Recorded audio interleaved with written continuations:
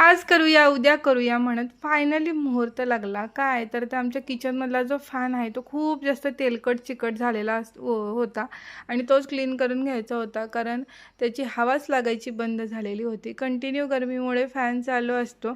आता म्हटलं सगळी कामं बाजूला ठेवूयात आणि फॅन क्लीन करून घेऊयात आणि फॅन क्लीन केला आणि ही काच देखील मुलांनी खूप जास्त खराब केलेली होती, ती क्लीन करून घेतली. बाकीच्या ज्या माझ्या डेलीच्या क्लीन करायच्या गोष्टी आहेत त्या देखील करून घेतल्या आणि बाहेरच्या उन्हामुळे खरंच खूप जास्त हैराण व्हायला होते. खूप जास्त गरमी वाढलेली आहे.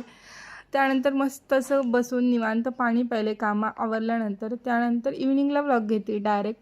तर मी इथं नारळ फोडलेला होता, तेच कट करून घेत बसलेले होते, कारण आज अमावस्या होती. सगळ्या देवांना नारळ फोडलेले होते आणि मग आता नारळ फोडले तर आई म्हटलं की मोदक बनवा, म्हणून मग मोदक बनवायला घेतलेले. आई इथं मला मदत करत होत्या आणि नीलला देखील मी इथेच अभ्यासला घेऊन बसलेले होते, त्याचा होमवर्क चालू होता.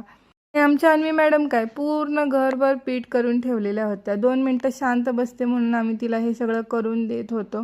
असा संपला माझा आजचा दिवस. आज जास्त काही शूट केलेलं नाही आहे मी, आजच्या पुरता एवढाच व्लॉग.